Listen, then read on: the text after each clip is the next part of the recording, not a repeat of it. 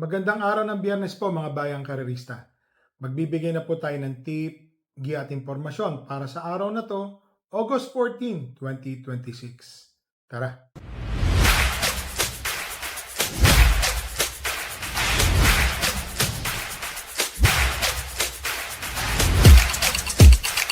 So ngayon pong araw ng Biyernes mga bayang karerista, meron pong hinandang 8 karera. Magsisimula po ang karera sa ganap na alas 5:30 ng hapon. Pakita ko lang po ang ating kopya. So, salamat nga pala ulit kay Speedform. Yan o. Ngayon pong araw ng Biyernes, medyo may pagkamakapal po ang mga lineup. Magandang karera to. Race number 1, rating 17 to 41 split, 9 runners, 1,200 meters. First choice couple entering 5 and 5A, Queen Bell and 5A Red Bell. Si Queen Bell po, napanood naman natin yung kanyang panalo. 1.28. Napakainam po ng kanyang tinakbo. Handriding lang po ang ginawa ni CB Garganta. At meron pa po siyang isang sakay na couple entry na si Red Bell, mga bayang karerista. Ito pong si Red Bell, mainam din po ito. Nag-1.28 rin po yung kanyang tempo dito sa PJC. Nag-review tayo. Second choice, entry number 7, Step Bell. Itong Step Bell, mga bayang karerista, meron po itong 1.27. Parang nasigundo po ata siya nung kanyang huling takbo. Kung di po tayo magkamali, segundo, tercero, marang ganun po. Kung mapapansin nyo po, mga kabayo po ngayon, nila Mr. Ryan Ponce, maiina po ang mga tinatakbo. Nagpapanalo. So sa tingin ko, may malaking chance rin po itong manalo. So dito po sa race number 1, first choice couple entering 5 and 5A, Queen Bell and 5A Red Bell. Second choice, entry number 7, Step Bell. Dito na tayo sa race number 2, 3-year-old and above maiden race. Placers po ito. 10 runners, 1,200 meters. Halos karamihan dito, lahat pala sila. 10 imported, mga bagong kabayo po ito. First choice, entry number 10, Dagitab. Ito ho, nung nakaraan, tataka po kami. Medyo natalo siya eh. Nalusutan siya nung isa. Oo, kala natin all the way banderang tapos ang gagawin. Pero ang tempo naman niya, hindi naman din masama. Parang 1:11.30 o 1:12. So dikit-dikit po silang nagkatalo mga bayang karerista. First choice ko pa rin po yan, entry number 10. Alam ko tersero po ito dumating. Second choice, entry number 8, Mishani Little. Itong si Mishani Little, mga bayang karerista ha. Segundo po ito, nandoon po si Dagitab, mga bayang karerista. Ito po yung segundo. So, ang lakas po ng dating niyan, mga bayang karerista. Para sa akin po, may panalo yan. So, 1:11.30, 1:12 rin po yung kanyang tinapos noon. Naglagay po ako ng third choice. Entry number 1, Miss Shani Soul. 1:12 ang kanyang novato or barrier run. Kung mapapansin nyo ha, hindi po nagkakalayo-layo din po yung mga tiyempuan nila dito lahat. Kahit sino po siguro dito may mga panalo. Pero dito po sa race number 2, first choice, entry number 10, Dagitab. Second choice, number 8, Miss Shani Little. Third choice, entry number 1, Miss Shani Soul. Dito na tayo sa race number 3, rating 57 to 70. 1,200 meters, 8 runners. First choice, entry number 3, Alabama Elegance. Ang inam po ng kanyang tinakbo, segundo po ito. 1:11.30 ang kanyang tinapos, same distance. Tingin ko malaki po ang panalo. Alabama Elegance, first choice. Second choice, entry number 1, Si Rice. Wala po akong nakitang matuling maliban po kay Si Rice. Pag hindi po nila to hinabol or nasundan agad, baka tumapos po ng karera. Ang disadvantage lang nga po dito is yung numero. 1 po siya mga bayang karerista. Nasa balya po eh. Alam niyo naman, dito po sa PJC, parang kurbada po agad.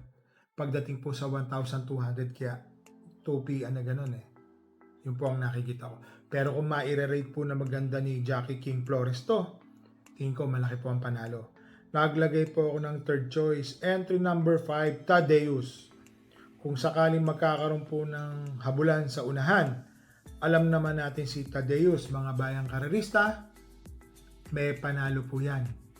Alam niyo na. Maning-mani po sa kanya yung 124.5 hanggang 125 sa 1,400. Kung i-convert natin, itong kabayan na to, nanalo pala to si Tadeus ng banderang tapos halos. Para sa akin po, malaki po ang panalo niyan. So dito po sa race number 3, first choice, entry number 3, Alabama Elegance. Second choice, number 1, si Rice. Third choice, number 5, Tadeus.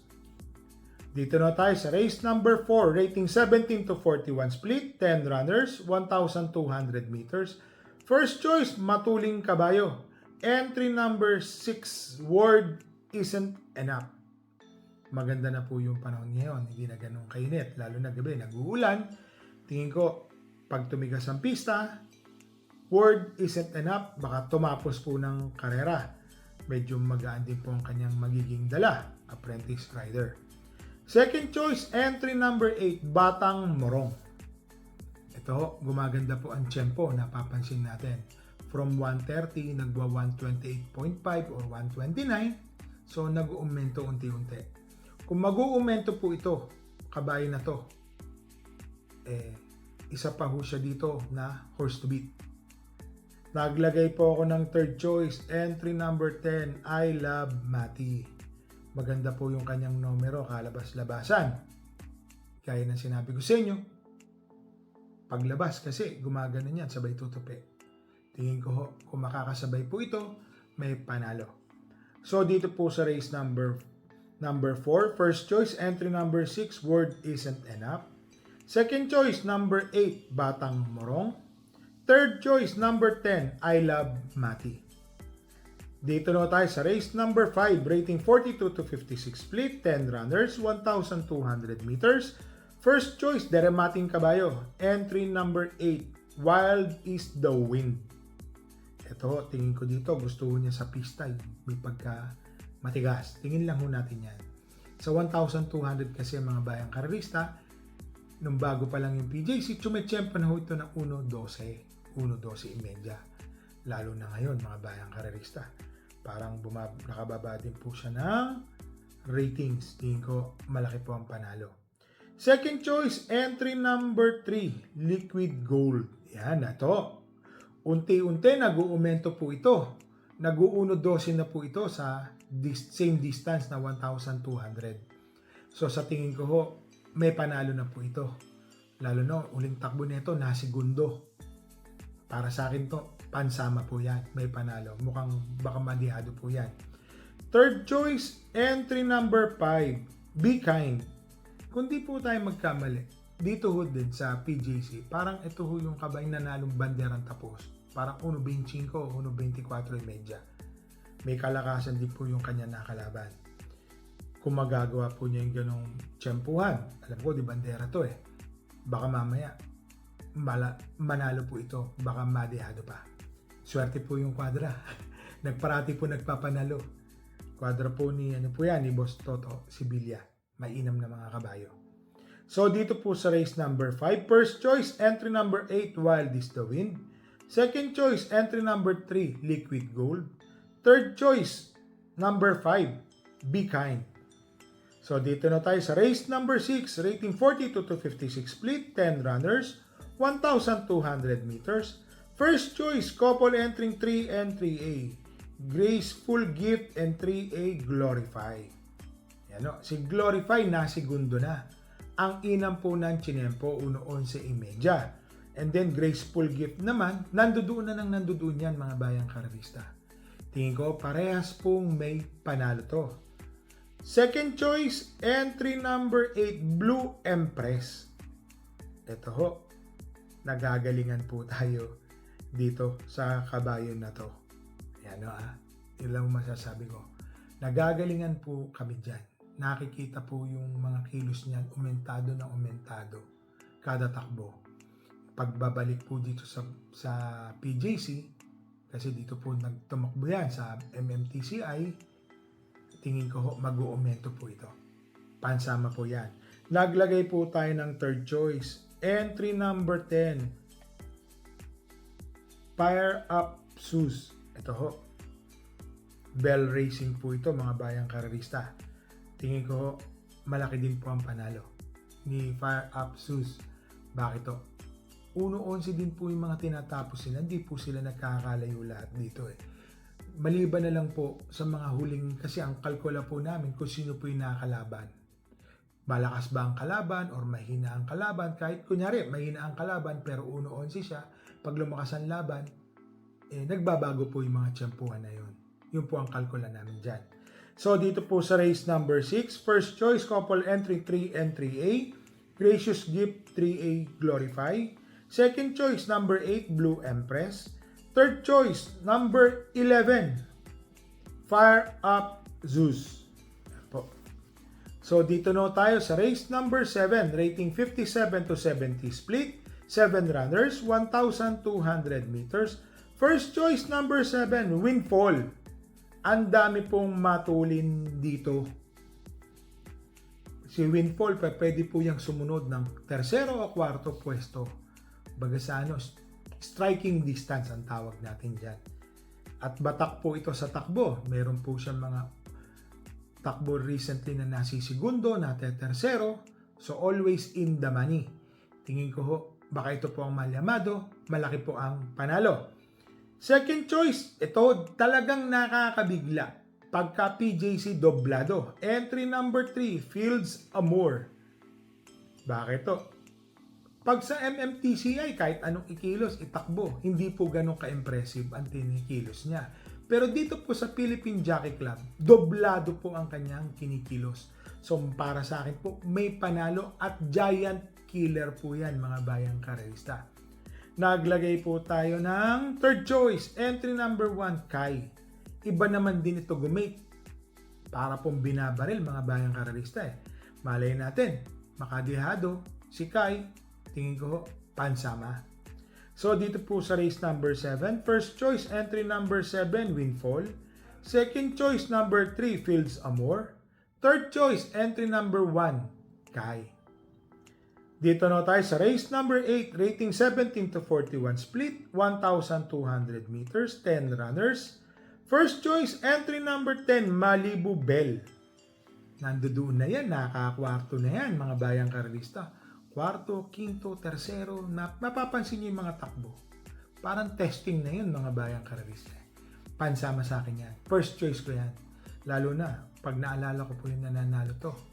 May 1.28 po ito. Hindi pa ganyan katigas ang pista. What more pa ngayon? First choice po natin yan.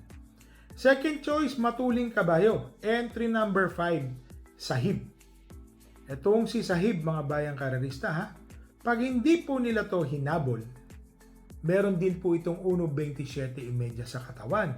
1,200 meters. Maning-mani sa kanyang 1.14 o 1.13.5. Malaki po ang panalo. Third choice, ito galing sa tercero. Entry number 7, Primero Soldado. Ang ganda po ng pinakita niya nung nakaraan. Segundo, sa madaling salita. Naparemate po. Naganda po ng pagkakarate.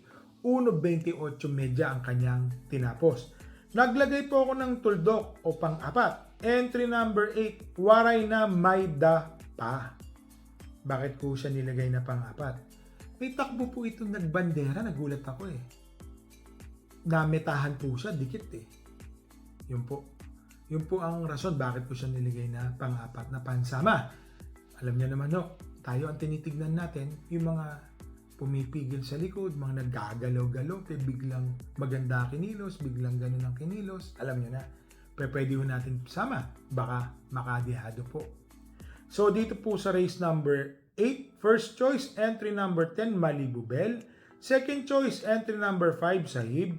Third choice number 7, Primero Soldado. Tuldok o fourth choice, entry number 8, Waray na Mayda Ta. So ngayon pong araw ng Biyernes, mga bayang karerista, wala po tayong kabayong tatakbo. Tandaan nyo po ito para mga bayang karerista. Ha? Yung iba po, sumasahod na sa atin. Dahil Biyernes, 14. Yan po Bet small, win big, bet big, lose big.